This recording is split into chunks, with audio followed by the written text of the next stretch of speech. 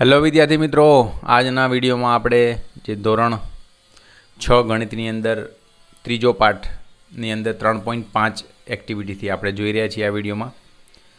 તો 3.5 છે આકર્ષક પેલિન્ડ્રોમિક પેટર્ન.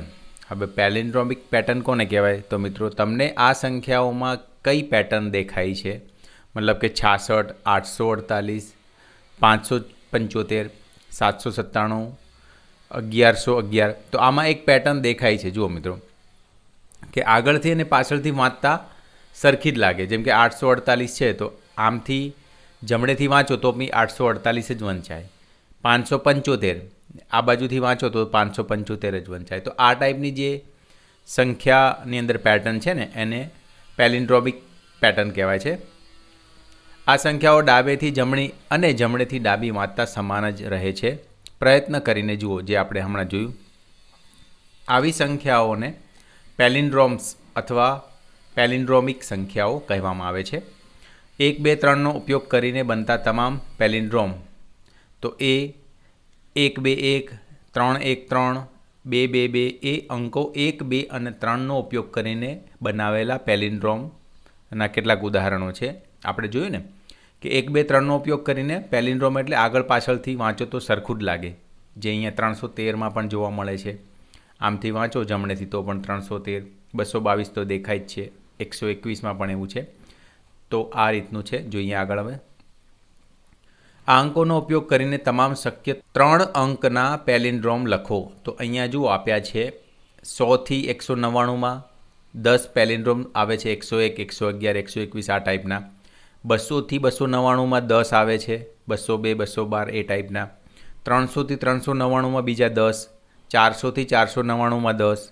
આ રીતના જુઓ, 500થી 599માં 10, બધામાં મળે છે 10, 10, 10. તો કુલ સંખ્યા કેટલી થશે? 90. તો 3 અંકના પેલિન્ડ્રોમ્સ કેટલા થાય છે? 90 થાય છે, જે બધા જ અહીંયા આપ્યા છે.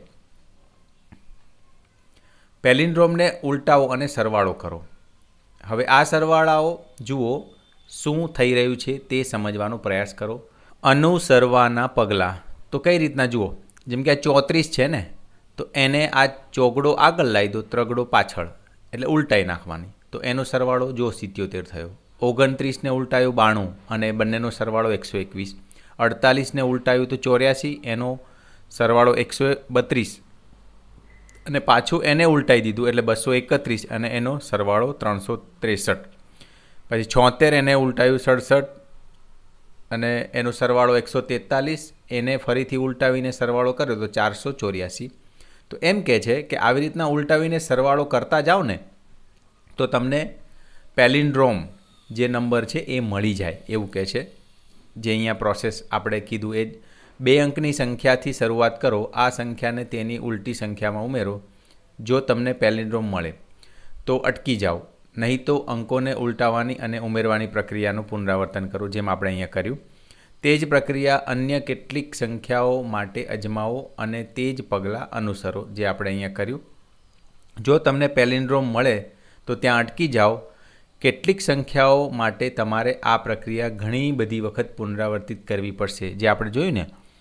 આમાં તો તરત જ આવી ગઈ, આમાં થોડી વાર થઈ, 2 વખત પ્રોસેસ કરવી પડી, એની વાત કરે છે. તો અમુકમાં આપણને ઘણું બધું લાંબુ કેલ્ક્યુલેશન કર્યા પછી આ મળશે એમ કહેવા માગે છે. જોઈએ, શું એવી સંખ્યાઓ છે કે જેના માટે તમે ક્યારે પેલિન્ડ્રોમ સુધી પહોંચી શકશો નહીં? તો હા મિત્રો, છે. 196 એક એવી સંખ્યા છે જેને ગમે એટલી વાર ઉલટાવીને ઉમેરો તો પણ હજુ સુધી તેનો પેલિન્ડ્રોમ જવાબ મળ્યો નથી. એટલે એ મળ્યો નથી મિત્રો. 2 અંકની સંખ્યાથી શરૂ કરીને સંખ્યાઓને વારંવાર ઉલટાવવાથી અને ઉમેરવાથી હંમેશા પેલિન્ડ્રોમ મળશે. ચકાસો અને શોધો. તો હંમેશા મળે કે નહીં એની વાત કરી છે. જોઈએ આપણે. હા, 2 અંકની બધી જ પેલિન્ડ્રોમ સંખ્યાઓનો ઉલટાવવાથી અને ઉમેરવાથી હંમેશા પેલિન્ડ્રોમ મળશે, પરંતુ 3 અંકની સંખ્યાઓમાં હંમેશા પેલિન્ડ્રોમ નહીં મળે. જે આપણે હમણાં જોયું ને 196 એ નથી પેલિન્ડ્રોમ, એટલે 3 અંકમાં હંમેશા શક્ય નથી, 2માં શક્ય બનશે. હવે કોયડાનો સમય. તો અહીંયા એક કોયડો આપ્યો છે. જુઓ, હું 5 અંકનો પેલિન્ડ્રોમ છું. હું એકી સંખ્યા છું. મારો દશકનો અંક મારા એકમના અંક કરતાં બમણો છે. મારો 100નો અંક મારા દશકના અંક કરતાં બમણો છે. તો હું કોણ છું? તો મિત્રો તમે આને આ રીતના સમજી શકો. જુઓ, એકમનો અંક 1 કેમ લખ્યો? તો જુઓ, એકી સંખ્યા છે એટલે અહીંયા કોઈ બી 1, 3, 5 કે આ ટાઈપની એકી સંખ્યા જ આવશે. બરાબર છે? તો આપણે 1 મૂક્યો. હવે એમ કહે છે દશકનો અંક એનાથી ડબલ છે, તો આપણે અહીંયા 2 મૂકી દીધો. હવે 100નો અંક એનાથી ડબલ છે, તો 2 દૂની 4 મૂક્યા. હવે પાછા એમ કહે છે કે આ પેલિન્ડ્રોમ છે, તો પેલિન્ડ્રોમ હોય તો શું થાય? તો પાછું અહીંયાથી આમ વાંચો 1, 2, 4, એવું જ અહીંયા 2 અને 1 પણ આવે ને, કારણ કે આમથી વાંચતા પણ 1, 2, 4, 2, 1 એવી રીતના જ વંચાશે. તો આપણો જવાબ મળી ગયો. આપણો જવાબ છે 12,421, જેને શબ્દોમાં લખીએ તો 12,421 આ રીતના લખાશે. એટલે આ કોયડાનો જે ઉકેલ છે એ છે 12,421, જે જવાબ આપણને મળી ગયો. હવે 3.6માં આવીએ. કાપરેકરની જાદુઈ સંખ્યા, ધ મેજિક નંબર ઓફ કાપરેકર. તો DR કાપરેકર દેવલાલી મહારાષ્ટ્રમાં એક સરકારી શાળાના ગણિતના શિક્ષક હતા. તેમને સંખ્યાઓ સાથે રમવું ખૂબ ગમતું હતું અને તેમણે સંખ્યાઓમાં ઘણી સુંદર પેટર્ન શોધી કાઢી હતી, જે અગાઉ અજ્ઞાત એટલે કે અનનોન હતી. મતલબ આ જે કાપરેકર સાહેબ છે એ મહારાષ્ટ્રમાં એક સરકારી શાળામાં જ શિક્ષક હતા મિત્રો, અને એમને નંબર સાથે રમવાનો બહુ જ શોખ હતો અને એમને આ કાપરેકર નંબરની જાદુઈ જે સંખ્યા કહેવાય છે એની શોધ કરી હતી. જોઈએ, 1949માં તેમણે 4 અંકની સંખ્યાઓ સાથે રમતી વખતે એક રસપ્રદ અને જાદુઈ મેજિકલ ઘટના ફિનોમેનન શોધી. હવે કઈ ઘટના હતી જુઓ. નીચેના પગલાં અનુસરો અને તમારી જાતે જાદુનો અનુભવ કરો. કોઈ પણ 4 અંકની સંખ્યા લો જેમાં ઓછામાં ઓછા 2 ભિન્ન અંકો શૂન્ય સિવાય હોય, જેમ કે 63, 82. 4 અંકની સૌથી મોટી સંખ્યા લેવાની છે. ચલો લઈ લીધી. પછી શું કહેશે સ્ટેપમાં? આ અંકોથી સૌથી મોટી સંખ્યા બનાવો, તેને A કહો. એ કહી દીધું. ચલો પછી આ અંકોથી સૌથી નાની સંખ્યા બનાવો, તેને B કહો. અને પછી આગળના સ્ટેપમાં A - B કરો, મતલબ કે જે મોટી સંખ્યા બનાવી છે એમાંથી નાની સંખ્યા બાદ કરો. અને એમ કરતાં કરતાં તમને કાપરેકર નંબર મળશે. પછી અહીંયાથી જો એ પ્રોસેસ આગળ ના કાપરેકર નંબર આવે તો એ પ્રોસેસ કરતા જ રહેવાનું. Cના અંકોનો ઉપયોગ કરો ફરીથી આ રીતના. હવે આ પ્રોસેસ આપણે આ 6,382 માટે કરીએ. જુઓ, એમાં એ અંકનો ઉપયોગ કરીને સૌથી મોટી સંખ્યા બનશે 8,632 અને સૌથી નાની સંખ્યા બનશે 2,368. તમે જોઈ શકો છો અહીંયા. હવે મોટી સંખ્યા 8,632માંથી 2,368 બાદ કરો એટલે મળ્યો 6,264.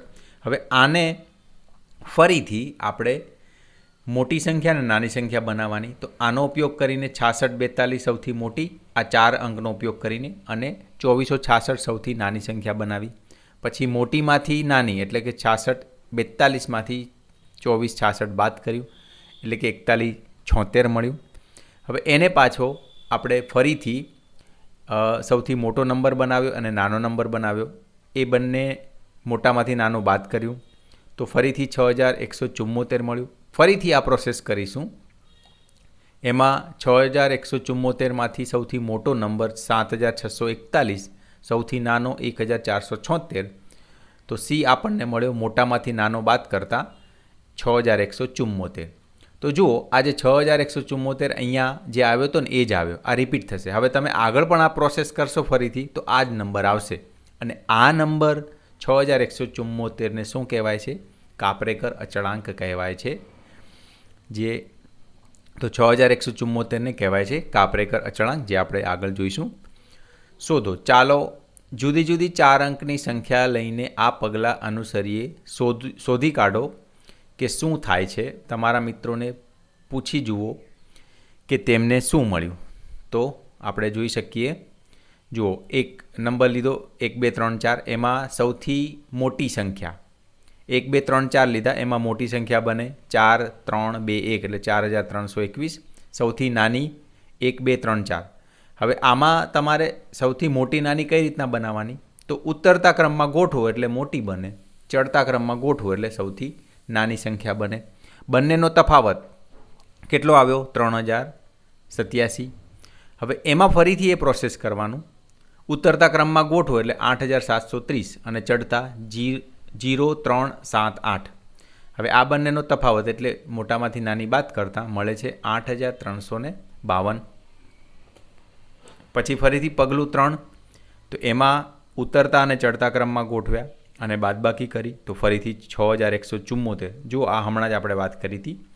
આગળ જુઓ, ફરીથી આ પ્રોસેસ કરી 7641, 1474, બાદબાકી કરતાં એ જ નંબર મળ્યો પાછો 6174 અને આને કહેવાય છે કાપરેકર અચળાંક. તમે હંમેશા જાદુઈ સંખ્યા 6174 પર પહોંચશો. સંખ્યા 6174 એ હવે કાપરેકર અચળાંક તરીકે ઓળખાય છે. તો આની વાત કરતા હતા આપણે કે તમે 4 આંકડાની સંખ્યામાં આવું કરતા રહેશો તો ક્યારેક ને ક્યારેક અમુક વખતે 2 સ્ટેપમાં મળી જાય, ક્યારેક ઓછા સ્ટેપમાં પણ મળી જશે ને ક્યારેક ઘણી બધી વખત એ સ્ટેપ કરશો ત્યારે મળશે. તો હવે કહે છે કે ચાલો આ જ પગલાં 3 અંકની થોડીક સંખ્યા સાથે કરીએ. કઈ સંખ્યાના પુનરાવર્તનની શરૂઆત થાય તો જોઈએ આપણે.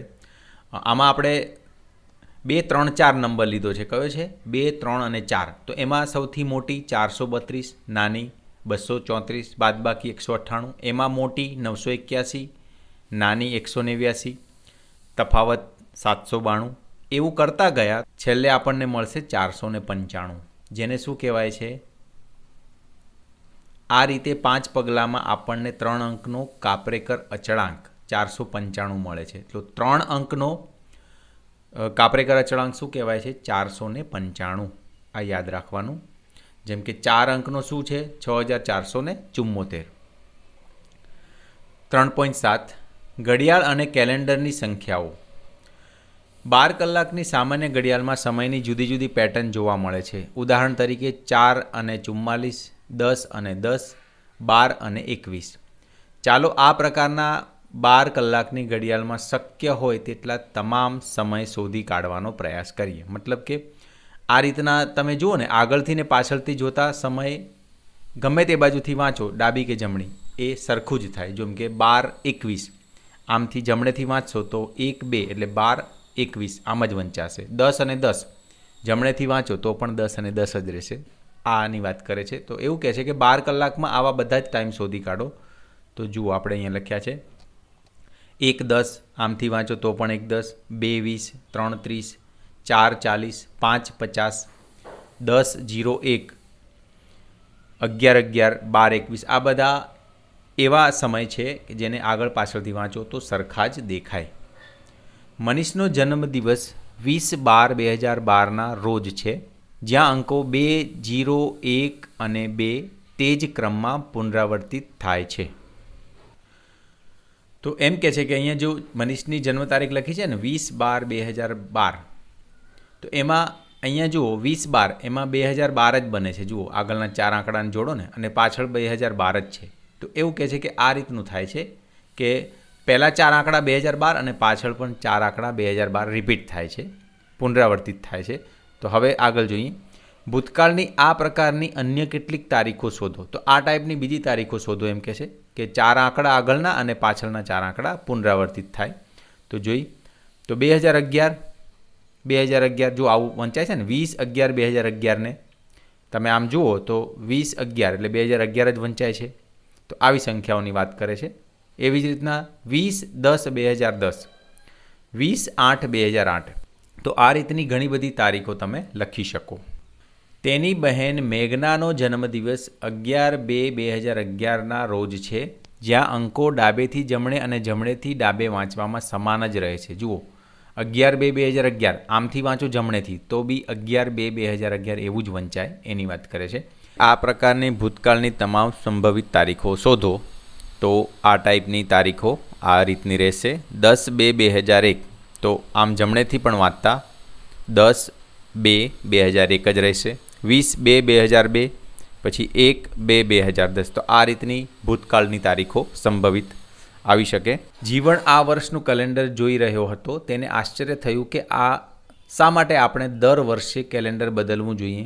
શું આપણે કેલેન્ડરનો ફરીથી ઉપયોગ ના કરી શકીએ? તમે શું વિચારો છો? એટલે જીવણે આ વર્ષનું કેલેન્ડર જોઈને એમ કીધું કે આપણે દર વર્ષે કેમ બદલવું પડે, એનું આ રાખીએ તો ના ચાલે. તો એનો જવાબ શું આપી શકાય? તો જુઓ, હા, કોઈ પણ વર્ષનું કેલેન્ડર અમુક વર્ષો પછી ચોક્કસપણે ફરીથી પુનરાવર્તિત થાય છે. તો અહીંયા જુઓ, શું આપણે કેલેન્ડરનો ફરીથી ઉપયોગ ના કરી શકીએ? તમે શું વિચારો? તો આપણે કહીએ કે ભાઈ હા, થઈ શકે, પણ એ દર વર્ષે ના થાય. અમુક વર્ષો પછી એવું ને એવું સેમ ટુ સેમ કેલેન્ડર આવે.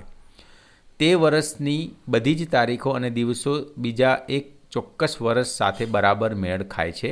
તો એવું થઈ શકે, પણ એ અમુક વર્ષોમાં જ આવે. તમે કદાચ નોંધ્યું હશે કે ગયા વર્ષનું કેલેન્ડર, લાસ્ટ યર્સ કેલેન્ડર, આ વર્ષના કેલેન્ડર કરતાં અલગ હતું. વળી આવતા વર્ષનું કેલેન્ડર પણ પાછલા વર્ષના કેલેન્ડર કરતાં અલગ હશે. પરંતુ શું કોઈ પણ વર્ષનું કેલેન્ડર અમુક વર્ષો પછી ફરીથી પુનરાવર્તિત થશે? શું કોઈ વર્ષની બધી તારીખો અને દિવસોનો બીજો કોઈ પણ વર્ષ સાથે બરાબર મેળ ખાશે?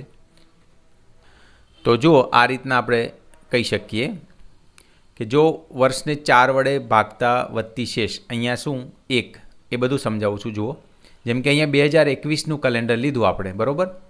આપણે અહીંયા શું જોઈ રહ્યા છીએ કે કેટલા વર્ષ પછી એ કેલેન્ડર ફરીથી રિપીટ થશે એની વાત છે. જુઓ, આ 2021 લીધું, એને 4 વડે ભાગતા 1 શેષ મળી, બરાબર. હવે 1 શેષ મળીને એટલે આપણે શું કરવાનું? 6 વર્ષ પછી આવું બને. 1 શેષ મળે મતલબ કે 6 વર્ષ પછી આવું બને. તો 2021માં 6 એડ કરો એટલે 2027માં 2021માં હતું એવું ને એવું કેલેન્ડર આવશે.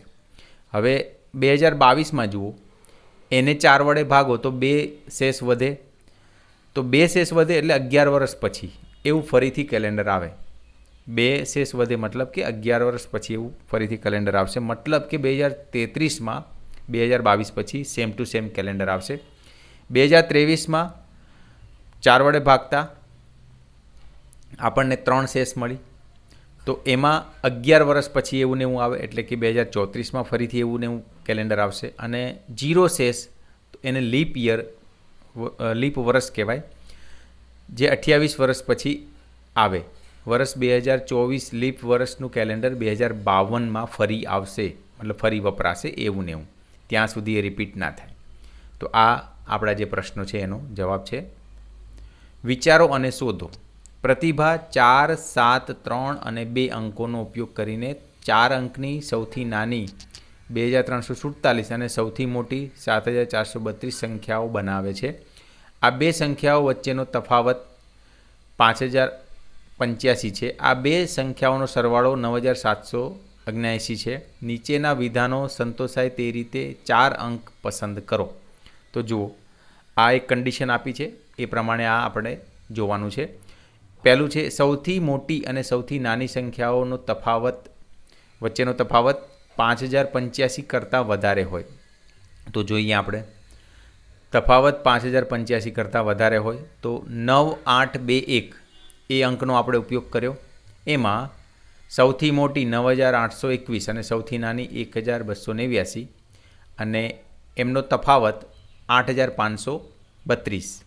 જેમ કે આપણને કીધું હતું ને કે તફાવત 5085 કરતાં વધારે, તો અહીંયા મળે છે 8532, જે આ સંતોષાય છે, જે કન્ડિશન આપી છે એ પ્રમાણે. હવે બીજું છે સૌથી મોટી અને સૌથી નાની સંખ્યા વચ્ચેનો તફાવત 5085થી નાનો હોય. તો જોઈએ, અંકો 5, 4, 3, 2, સૌથી મોટી 5432, સૌથી નાની 2345, તફાવત 3087, જે 5085 કરતાં નાનો છે. મોટામાં મોટી અને નાનામાં નાની સંખ્યાનો સરવાળો 9779થી મોટો હોય. તો જુઓ, 6, 5, 4, 3 અંકોનો ઉપયોગ કર્યો. મોટી 6, 5, 4, 3, નાની સંખ્યા 3, 4, 5, 6, સરવાળો 9999, જે આપેલ સંખ્યા 9779થી મોટો છે. મોટામાં મોટી અને નાનામાં નાની સંખ્યાનો સરવાળો 9779થી નાનો હોય. તો આ લઈ લીધું એક્ઝામ્પલ. 4, 3, 2, 1, મોટી સંખ્યા 4, 3, 2, 1, સૌથી નાની 1, 2, 3, 4, સરવાળો આપણને 5, 5, 5, 5 મળે છે, જે આ સંખ્યાથી નાનો છે. બીજું છે સૌથી નાની અને સૌથી મોટી 5 અંકની પેલિન્ડ્રોમિક સંખ્યાનો સરવાળો શું છે, તેમનો તફાવત શું છે. તો જોઈએ. પેલિન્ડ્રોમિક સંખ્યા એટલે આગળથી અને પાછળથી એકસરખી વંચાય. એટલે સૌથી નાની 5 અંકની પેલિન્ડ્રોમિક સંખ્યા છે 10,001 અને સૌથી મોટી 5 અંકની પેલિન્ડ્રોમિક સંખ્યા છે 99,999. એને સરવાળો કરીએ તો આપણને 1,10,000 મળે અને તફાવત મતલબ કે બાદબાકી કરી તો 89,998 મળે. આ રીતનો જવાબ આવે છે. ત્રીજું છે અત્યારે સમય 10:01 છે. હવે પછીનો પેલિન્ડ્રોમિક સમય કેટલી મિનિટ પછી ઘડિયાળ બતાવશે, તે પછી ક્યારે આવશે. તો જોઈએ 10 અને 1ની વાત કરી છે, તો ફરીથી પેલિન્ડ્રોમિક ક્યારે આવે, 11 ને 11 આવશે, બરાબર. અને એ 10:01 પછી ક્યારે આવશે, તો 1 કલાક ને 10 મિનિટ પછી આવશે, જે અહીંયા ગણતરી આપણે લખીને બતાવ્યું છે.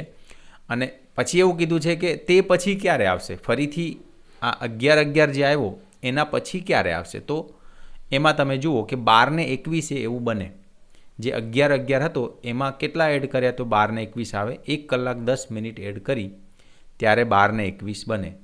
મતલબ કે જે અહીંયા 10 અને 1 હતો એમાં 1 કલાક 10 મિનિટ એડ કર્યું તો 11:11 અને એમાં પાછા 1 કલાક ને 10 મિનિટ એડ કરો તો ફરીથી પેલિન્ડ્રોમિક સમય આવશે 12 અને 21. તો આ પ્રશ્નનો જવાબ છે. 4 છે સંખ્યા 5,6,83 ને કાપરેકર અચળાંક સુધી પહોંચતા કેટલી વખત ક્રિયા પાન નંબર 63 કરવી પડશે. તો જોઈએ આપણે અહીંયા ગણતરી કરીને. તો કાપરેકર અચળાંક માટેની પ્રક્રિયા અંકોને ઉતરતા ક્રમમાં, પછી ચડતા ક્રમમાં બાદબાકી કરો, ફરી એ જ પ્રક્રિયા કરો. તો જોઈએ આપણે 5,683 એને ચડતા ઉતરતા ક્રમમાં ગોઠવી અને બાદબાકી કરતાં 5,085, ફરીથી ચડતા ઉતરતા ક્રમમાં ગોઠવી બાદબાકી કરી 7,992. ત્રીજું સ્ટેપ આવશે 7,992 એને ઉતરતા ચડતા ક્રમમાં ગોઠવી બાદબાકી કરી તો 7,173. એને ફરીથી ઉતરતા અને ચડતા ક્રમમાં ગોઠવી અને બાદબાકી કરી તો 6,354. ફરીથી એ જ પ્રક્રિયા કરી તો જવાબ મળ્યો 5મા સ્ટેપમાં 3,087. તો હજી પણ આગળ પ્રોસેસ કરવી પડશે. 6ઠ્ઠા સ્ટેપમાં 3,087 એમાં ઉતરતા ચડતા ક્રમમાં ગોઠવી બાદબાકી કરી તો 8,352 અને ફરીથી એમાં પ્રોસેસ કરી 7મા સ્ટેપમાં તો આપણને મળી ગયો 6,174, જે શું છે, કાપરેકર અચળાંક છે. તો અહીંયા કહીશું આપણે આ જ કાપરેકર અચળાંક છે. 5,683 થી 6,174 સુધી પહોંચવા માટે 7 વખત પ્રક્રિયા કરવી પડી. કેટલી વખત? 7 વખત પ્રક્રિયા કરવી પડી. 3.8 છે મૌખિક ગણિત, મેન્ટલ મેથ. તો જોઈ નીચે આપેલી આકૃતિનું અવલોકન કરો. સંખ્યાઓ અને દોરેલી રેખાઓ વિશે તમે શું કહી શકશો? તો જુઓ અહીંયા આપણે શું કહી શકીએ છીએ, જેમ કે 38,800 બનાવવા માટે શું કર્યું, આ 25,000 છે, પછી 400 અહીંયા 2 લીટીનો મતલબ શું છે, 400 2 વખત, એટલે 25,000માં 800 એડ કર્યા અને ઉપર બીજા 13,000 એડ કર્યા, જે આપણને શું આપે છે, 38,800 આપે છે. તો આ જે લાઈન દોરી છે એનો મતલબ શું છે, 25,000 વત્તા 13,000 અને આ 402 વખત એટલે કે 800. અહીંયા 2 વખત લાઈન દોરી છે ને એટલે 800. તો એ બધાનો સરવાળો થાય છે 38,800. એવું જ અહીંયા જુઓ આ 3,400 બનાવ્યા છે. તો જુઓ 1,500 2 વખત જાય છે ને લાઈન, એટલે 1,500 2 વખત એટલે કે 3,000 અને આ 400 1 વખત જાય છે એટલે 3,400 આવે છે, બરાબર. તો આવી રીતના બીજા માટે આપણે જોઈ શકીએ છીએ. જેમ કે 28,000 છે તો એમાં એક 25,000 લીધો, પછી 1,500 2 વખત એટલે 25 અને 3 થઈ ગયા 1,500 એટલે તો 25,000 છે અને 1,500 2 વખત એટલે 3,000, 25 ને 3 28,000 થઈ ગયા. હવે 61,600માં જુઓ એમાં એક 60,000, પછી 400 400 400 400 4 વખત, જો 404 વખત કરશો 1,600 થાય અને આ 60,000 એટલે થઈ ગયા 61,600. તો આવી રીતના જોઈ. હવે 31,000 તો એને કે શું કરવું પડે, 25,000 એક વખત, 1,500 1500 કેટલી વાર લીધા છે? 4 વખત. 25,000 એક વખત, તો એનો સરવાળો આવશે 31,000, બરાબર છે. તો એવું જ આપણે આ બાજુ પણ કરી શકીએ. 25,000 એક વખત અને પછી 25,000 બે વખત, 13,000.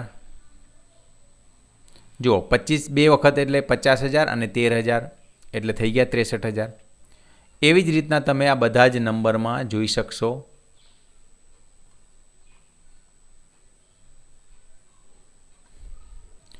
તો એવી જ રીતના જુઓ, 19,500માં શું કર્યું છે? 13,000 એક વખત, પછી 1,500 3 વખત અને 400 5 વખત કરીએ તો આપણને 19,500 મળે છે. હવે જોઈએ આગળ 20,900 માટે 13,000, 1,500 કેટલી વાર કરવામાં આવ્યા છે? 5 વખત કરવામાં આવ્યા છે. અને આગળ જોશો એક વખત 400, તો એ કરતાં આપણને 20,900 મળી જાય છે. તો આ લાઈનો જે આપણને દોરેલી જે હતી રેખાઓ, એ આ બતાવે છે કે નંબર જે અહીંયા આપેલો છે એ આ બધા નંબર વચ્ચેના નંબરનો ઉપયોગ કરીને કેવી રીતના બની શકે એની માહિતી અહીંયા આપી છે. વચ્ચેના સ્તંભમાં આપેલી સંખ્યાઓનો સરવાળો જુદી જુદી રીતે કરતાં બાજુ પરના સ્તંભની સંખ્યાઓ મળે છે. જેમ કે આપણે જોયું ને 1,500 વત્તા 400 3400 મળે. ઇચ્છિત સરવાળો મેળવવા માટે વચ્ચેના સ્તંભની સંખ્યાઓનો જરૂરિયાત મુજબ ગમે તેટલી વખત ઉપયોગ કરી શકાય છે. જેમ કે આપણે કીધું ને, હમણાં 400નો આપણે 4 વખત 5 વખત બી યુઝ કર્યો, 1,500નો બી આપણે ઘણી વખત યુઝ કર્યો. તો એવી રીતના આપણે સંખ્યાઓ લીધી.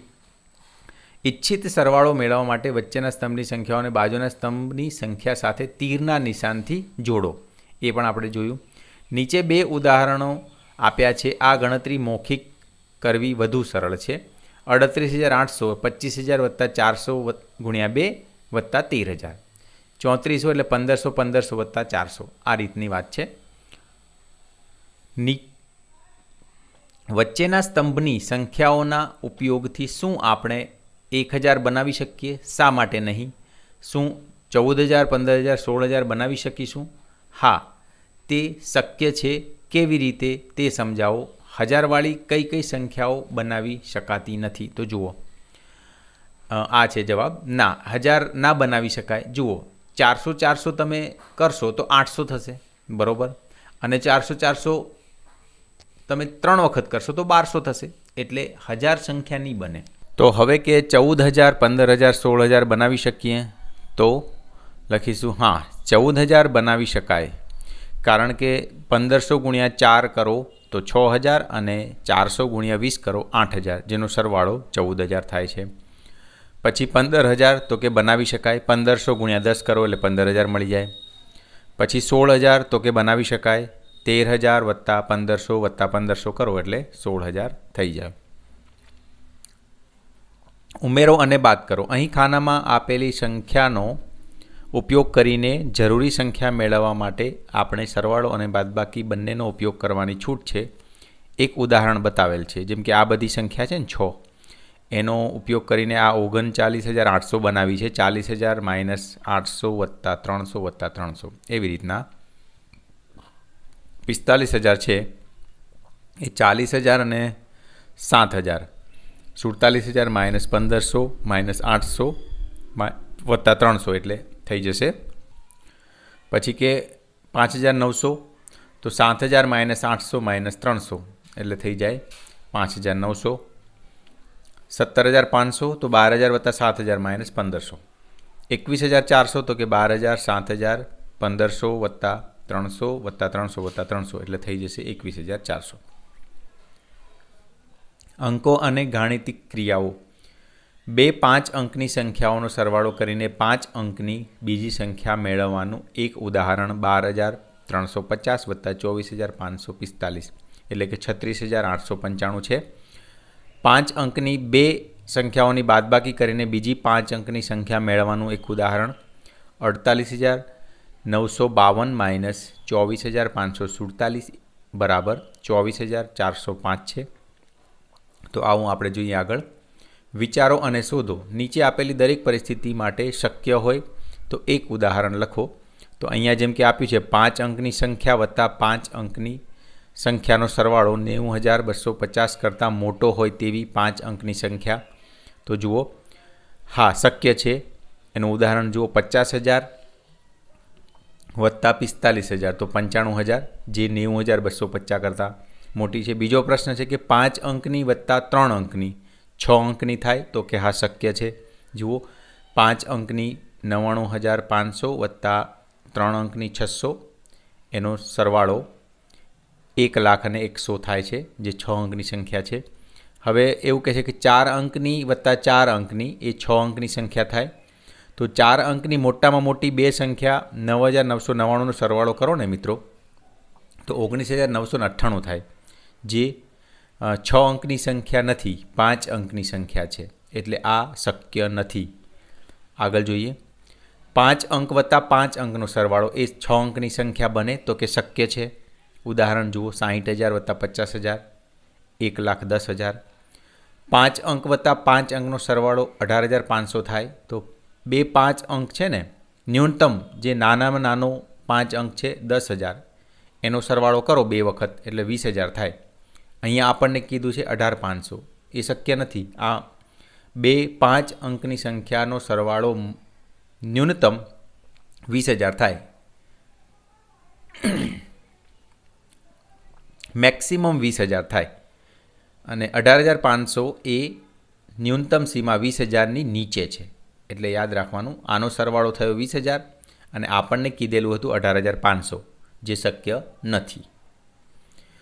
5 અંકની સંખ્યા માઇનસ 5 અંકની સંખ્યાની બાદબાકી 56,503 કરતાં ઓછી થાય, તો શક્ય છે. એનું ઉદાહરણ આપ્યું છે 20,000 માઇનસ 10,000 બરાબર 10,000, જે 56,500 કરતાં નાની છે. 5 અંકની સંખ્યા માઇનસ 3 અંકની સંખ્યાની બાદબાકી 4 અંકની સંખ્યા મળે, તો મળે. જો અહીંયા ઉદાહરણ આપ્યું છે 10,000 માઇનસ 500 એટલે 9,500. હવે 5 અંક માઇનસ 4 અંક બરાબર બાદબાકી 4 અંકની સંખ્યા, તો મળે. જો અહીંયા ઉદાહરણ આપ્યું છે 15,000 માઇનસ 6,000 એટલે કે 9,000, જે 4 અંકની સંખ્યા છે.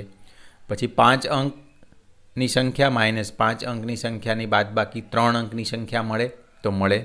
જુઓ, 10,500 માઇનસ 10,500 મળ્યું. તો આ રીતના આ પણ શક્ય છે.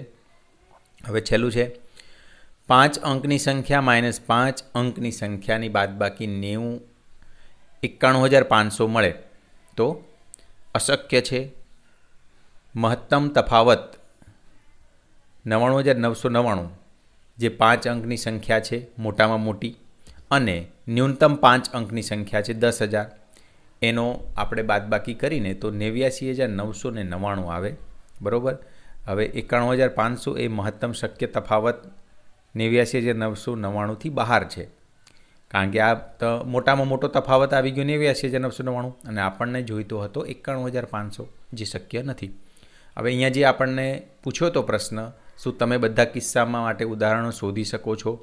જો નહીં તો વિચારો અને ચર્ચા કરો કે તેનું કારણ શું હોઈ શકે. આ બધા જ પ્રશ્નોના આપણે જવાબ અહીંયા આપી દીધા છે. બીજું, હંમેશા ક્યારેય નહીં.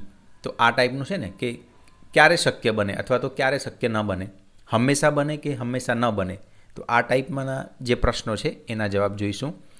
તો એમાં આ પહેલું છે એ 5 અંકની સંખ્યા વત્તા 5 અંકની સંખ્યા બરાબર 5 અંકની સંખ્યા, અને બીજું છે 4 અંકની સંખ્યા વત્તા 2 અંકની સંખ્યા બરાબર 4 અંકની સંખ્યા. તો જુઓ, તો આ ક્યારેક સાચું બને. કેમ? એ ક્યારેક સાચું બને, જે હતું ને 5 અંક વત્તા 5 અંક બરાબર 5 અંક. તો સાચો કિસ્સો જુઓ, ક્યારે શક્ય બને? તો 10,000 લીધા તો 20,000 થયા. પણ જ્યારે તમે 2 5 અંક આવા લો, 60,000 અને 60,000, તો 1,20,000 થયું, જે 6 અંકની સંખ્યા થાય છે. એટલે બધા કિસ્સામાં સાચું ના બને. એટલે આપણે શું લખ્યું? જવાબ ક્યારેક સાચું બને છે. હવે બીજું જોઈએ, બીમાં 4 અંક વત્તા 2 અંક 4 અંક, તો એ પણ ક્યારેક સાચું બનશે, કારણ કે જુઓ, આ અંકમાં સાચું પડે છે, જ્યારે આ અંકમાં સાચું નથી પડતું. બરાબર છે. આમાં 5 અંક થઈ ગયા જુઓ, એટલે ક્યારેક સાચું પડે છે એવું લખી શકીએ. હવે 4 અંકની સંખ્યા વત્તા 2 અંકની સંખ્યા બરાબર 6 અંકની સંખ્યા, તો ક્યારે સાચું નથી. જુઓ, 4 અંક વત્તા 2 અંક બરાબર 6 અંક, તો સૌથી મોટી 4 અંકની સંખ્યા 9999 અને સૌથી મોટી 2 અંકની સંખ્યા 99 લઈ લો.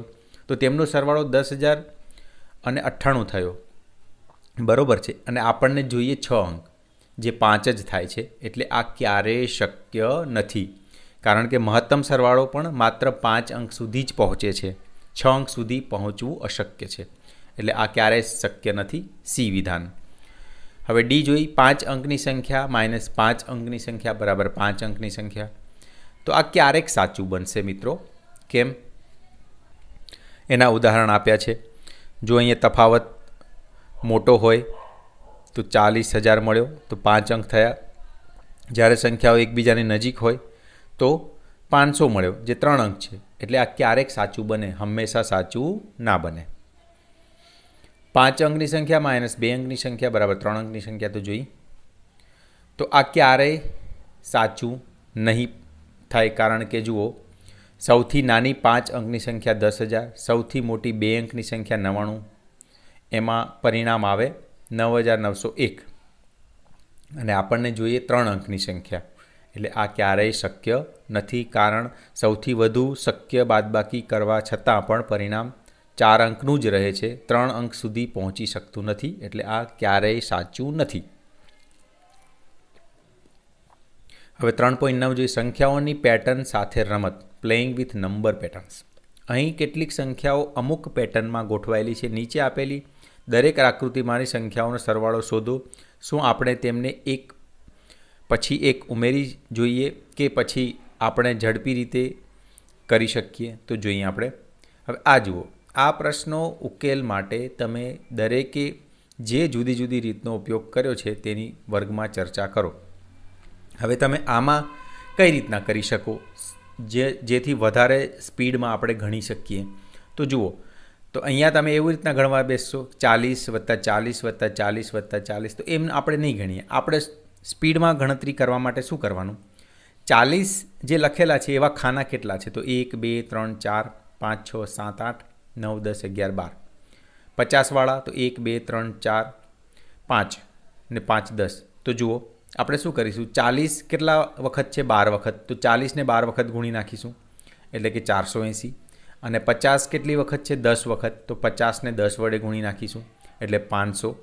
અને પછી બંનેનો સરવાળો કરી દેશું, 980. મતલબ કે આ જેટલા બી આંક લખેલા છે એ બધાનો સરવાળો કેટલો થશે? 980 થશે. તો આ રીતના આપણે સ્પીડથી ગણતરી કરી શકીએ છીએ. હવે જોઈએ બીજું, તો આમાં પણ એવું છે, એક ડોટ છે, એક ટપકું છે, એવા કેટલા છે, અને પછી 5 ટપકાવાળા કેટલા છે, એ બધા ગણીને આપણે ડાયરેક્ટ સ્પીડમાં ગણતરી આવી રીતના કરી શકીએ કે 1 ટપકાવાળા કેટલા છે? 44. અને 5 ટપકાવાળા છે 20. તો 1નો 44 ગુણાકાર 44 અને 5નો 20 ગુણાકાર કેટલા? 100. તો બંનેનો સરવાળો કરી દો એટલે 144 મળે. મતલબ કે આ કેટલા ડોટ છે આના અંદર બધા થઈને, કેટલા ટપકા છે? 144. જેનાથી આપણે સ્પીડમાં ગણતરી કરી શકીએ. હવે આમાં જો 32વાળા કેટલા છે એ ગણી લો, પછી 64વાળા ગણી લો, તો ઝડપી ગુણાકાર થશે. જુઓ, 32 વખત છે, જેનો ગુણાકાર કરતાં 1024 મળશે. અને 64 જે છે એ 16 વખત છે, એનો પણ સરવાળો થશે, એનો પણ ગુણાકાર થશે 1024. અને બંનેનો સરવાળો કરતાં 1024 એટલે 2048 થશે. આગળ જોઈએ, ડી છે, એની અંદર જુઓ 3 ટપકા 4 ટપકા એ કેટલા છે એ જોઈ લઈએ. તો 3 ટપકાવાળા 17 છે, એટલે એનો ગુણાકાર થશે 17 × 51. અને 4 ટપકાવાળા છે 18, એનો ગુણાકાર કરતાં આપણને મળશે 72. અને બંનેનો સરવાળો થશે 123, 51 + 72. હવે ઈ જોઈએ, આની અંદર કેટલા આપેલા છે? એક તો 15વાળા, તો આ 15વાળા કેટલા છે? તો 22 છે, જેનો ગુણાકાર 330 થશે. પછી 25વાળા કેટલા છે? તો કે 22 છે. અને 35વાળા તો એ પણ 22 છે. બધા સરખા આપ્યા છે. તો હવે 25નો 22 વડે ગુણાકાર 550 અને 35નો 22 ગુણાકાર 770. ત્રણેયનો સરવાળો કરતાં આપણને મળે છે 1650. હવે એફમાં જોઈ, એમાં એક વચ્ચે 1000વાળું એક આપ્યું છે, એટલે 1000. પછી 500વાળા 4 છે, જો આ દેખાય છે, આ 4 એટલે 2000, અને 250વાળા 8 છે, આની અંદર દેખાય છે ને 250વાળા, તો એનો ગુણાકાર પણ 2000. પછી 125 18 છે, આ 12માં દેખાય છે ને 12વાળા, તો એનો ગુણાકાર 2250. તો 4 એ 4નો સરવાળો કરતાં આપણને મળે છે 7250. 3.10 એક વણ ઉકેલાયેલું રહસ્ય કોલાજનું અનુમાન. નીચેની શ્રેણી જુઓ. બધી શ્રેણીમાં તમામ અનુક્રમોમાં સમાન નિયમ લાગુ પાડવામાં આવ્યો છે. જુઓ આ નિયમ 12 6 3 10 5 16 8 4 2 1. તો જુઓ આ રીતના નિયમ એક છે. તો કઈ રીતના છે જુઓ, 12 ઇવન એટલે કે બેકી સંખ્યા હોય તો એને 2 વડે ભાગવાની એટલે 6. 6 પણ બેકી છે એટલે એને 2 વડે ભાગો એટલે 3. 3 પણ એકી છે, તો એકી સંખ્યા આવે ને તો શું નિયમ છે કે એને 3 વડે ગુણવાનું અને 1 ઉમેરવાનું. એટલે 3 એકી સંખ્યા છે, એને 3 વડે ગુણી એટલે 3 તરી 9 ને 1 10. 10 બેકી છે એટલે 2 વડે ભાગો 5. તો આમાં નિયમ ખબર પડ્યો ને મિત્રો, કે જો બેકી સંખ્યા આવે તો 2 વડે ભાગવાનું અને એકી સંખ્યા આવે તો 3 વડે ગુણીને 1 ઉમેરવાનું. તો એવી રીતના આપણે કરીએ છીએ ને. અહીંયા 5 જેમ કે પાછો આવ્યો એકી, તો એને 3 વડે ગુણ્યો એટલે 15 + 1 16. 16 બેકી છે પાછો, એને 2 વડે ભાગ્યો એટલે 8. 8 બેકી, 2 વડે ભાગ્યો 4. 4 પણ બેકી છે, 2 વડે ભાગતા 2, અને 2 પણ બેકી છે, એને 2 વડે ભાગતા 1. મતલબ કે આને જે છે ને કોલાજનું અનુમાન કહેવાય છે. જુઓ આગળ આપણે જોઈશું. હવે બી 17 52 26 13 આ જે નંબર આખી સિરીઝ છે ને એને જોતા જુઓ આ એ જ વસ્તુ કરી છે. 17 એકી સંખ્યા, એને 3 વડે ગુણીને 1 ઉમેર્યો 52. 52 બેકી, એને 2 વડે એટલે 26. 26 ને 2 વડે ભાગો એટલે 13. 13 એકી સંખ્યા છે, એને 3 વડે ગુણીને 1 ઉમેરવાનું એટલે 40. 40 બેકી, એને 2 વડે ભાગો એટલે 20. 20 ને 2 વડે ભાગો એટલે 10. 10 પણ બેકી છે, એને 2 વડે ભાગો એટલે 5. 5 પાછો એકી સંખ્યા આવી ગઈ, 3 વડે ગુણ્યો એટલે 15 + 1 16. 16 ને પાછો 2 વડે ભાગો એટલે 8. 8 ને 2 વડે ભાગો 4. 4 ને 2 વડે ભાગો 2. 2 ને 2 વડે ભાગો 1. એટલે આમાં ગમે તે તમે નંબર લેશો ને 1માં પહોંચી જ જશે. તો આ એક રહસ્ય છે. સી જોઈ લો, એમાં પણ એવું જ છે. 21થી શરૂ કર્યું તો જુઓ 21 એકી, તો 3 વડે ગુણીને 1 ઉમેરો 64. 64 બેકી સંખ્યા છે, એને 32. 32 બેકી, 16. 16 બેકી, 2 વડે ભાગો 8. 8 2 વડે ભાગો 4. 4 2 વડે ભાગો 2, અને 2 વડે 1. 1 આવી જ જશે. તો 22માં એવું કરેલું છે, અહીંયા બતાવ્યું છે. તો મતલબ કે આ કેસમાં એવું કહે છે કે ભાઈ તમને 1 મળી જ જશે. તો એમ કહે છે કે આ શ્રેણીઓ કેવી રીતે રચાઈ હતી, શું તે તમે જોઈ શકો છો? તો જોઈ. નિયમ: કોઈપણ સંખ્યાથી શરૂ કરો. જો સંખ્યા બેકી હોય તો તેને અડધા હાફ કરો. જો સંખ્યા એકી હોય તો તેને 3 વડે ગુણીને 1 ઉમેરો. આ પ્રક્રિયાનું પુનરાવર્તન કરો. ધ્યાન આપો કે ઉપરની સંખ્યાઓની ચારેય શ્રેણી છેવટે સંખ્યા 1 પર પહોંચી છે. 1937માં જર્મન ગણિતશાસ્ત્રી લોથાર કોલાજે એવી ધારણા કરી હતી કે તમે ગમે તે પૂર્ણાંક સંખ્યાની શરૂઆત કરો, આ શ્રેણી હંમેશા 1 પર પહોંચશે. આજે પણ ઘણા ગણિતશાસ્ત્રીઓ આના પર કામ કરી રહ્યા હોવા છતાં કોલાજની ધારણા સાચી છે, કેમ કે તે એક વણ ઉકેલાયેલી સમસ્યા છે. કોલાજનું અનુમાન એ ગણિતશાસ્ત્રમાં સૌથી પ્રખ્યાત વણ ઉકેલાયેલી સમસ્યાઓમાંની એક છે. તો આ એક સરસ મજાની એક રમત કહેવાય અને નંબરની ટેકનિક છે કે જે 1 ઉપર જ પહોંચી જાય. તમે આ રીતના કરો ને કે બેકી હોય તો 2 વડે ભાગો, એકી હોય તો 3 વડે ગુણીને 1 ઉમેરો. આ રીતના કરતા જાઓ તો તમને છેલ્લે એક જ સંખ્યા મળશે, એમ કહેવા માગે છે. જુઓ હવે અલ્ગોરિધમ, આ તો આપણે સમજ્યા. અલ્ગોરિધમ જે કે કોઈ પણ સંખ્યા લઈ લો, જો એકી હશે તો 2 વડે ભાગો, અને ના હોય તો જેમ કે જો બેકી સંખ્યા હોય તો 2 વડે ભાગો, અને જો એકી સંખ્યા હોય તો 3 વડે ગુણીને 1 ઉમેરો. આવી પ્રક્રિયા કરતા જ રહો, પુનરાવર્તન કરતા રહો, છેલ્લે તમને 1 જ મળશે. તમારી મનપસંદ પૂર્ણ સંખ્યાથી શરૂ કરીને ઉપર આપી છે તેવી કેટલીક વધુ કોલાજની શ્રેણી બનાવો. શું તમે હંમેશા 1 સુધી પહોંચો છો? તો જોઈએ આપણે. અહીંયા જુઓ, જેમ કે આપણે એક 7 નંબરથી ચાલુ કર્યું, બરાબર છે. 7 કયો નંબર છે? એકી નંબર છે, ઓડ નંબર છે. તો એને 3 વડે ગુણ્યો એટલે 7 તરી 21 અને 1 ઉમેર્યો 22. 22 બેકી છે, 2 વડે ભાગ્યો. 11 11 એકી છે, 3 વડે ગુણીને 1 ઉમેર્યો એટલે 33 ને 34. અરે 34માં 2 વડે ભાગ્યો એટલે 17. આ પ્રોસેસ જુઓ કરતા ગયા. 17 તરી 51 ને 1 ઉમેર્યો 52. 52 વડે 2 વડે ભાગતા 26. 26ને 2 વડે ભાગતા 13. 13 પાછો એકી છે, 3 વડે ગુણીને 1 ઉમેરો એટલે 40. 40 બેકી, 2 વડે ભાગતા 20. 20 બેકી, 2 વડે ભાગતા 10. 10 પણ બેકી, 2 વડે ભાગતા 5. 5 એકી છે એટલે 3 વડે ગુણી 15 વત્તા 1 16. 16 બેકી, 2 વડે ભાગો 8. 8 2 વડે ભાગો 4. 4 2 વડે ભાગો 2. 2 વડે ભાગો 1. જો આવી ગઈ. 7થી ચાલુ કર્યું તો 1માં આપણે આવી ગયા. તો હા, ઉદાહરણ તરીકે 7થી શરૂ કરીએ તો 22 11 34 થઈને 17થી થઈને 1 પર સમાપ્ત થાય છે. તો આ ગમે તે તમે સંખ્યા લઈ શકો, આ રીતના કરીને જોજો.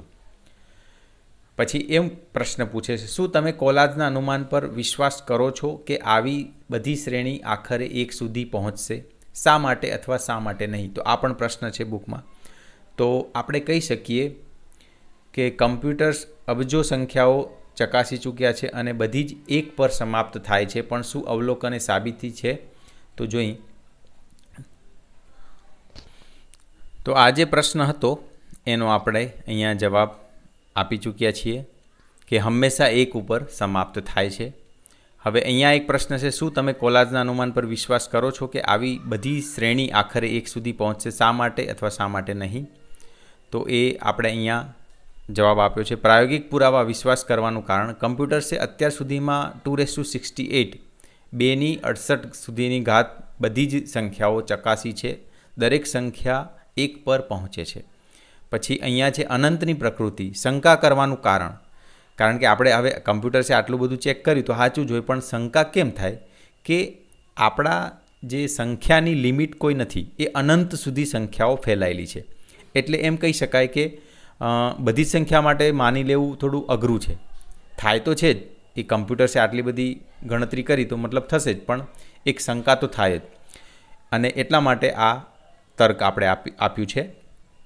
હવે એના માટે તમે આપણે આ અનુમાન પર વિશ્વાસ કરી શકીએ છીએ. શા માટે? જે હમણાં મેં કીધું એ જ લખેલું છે.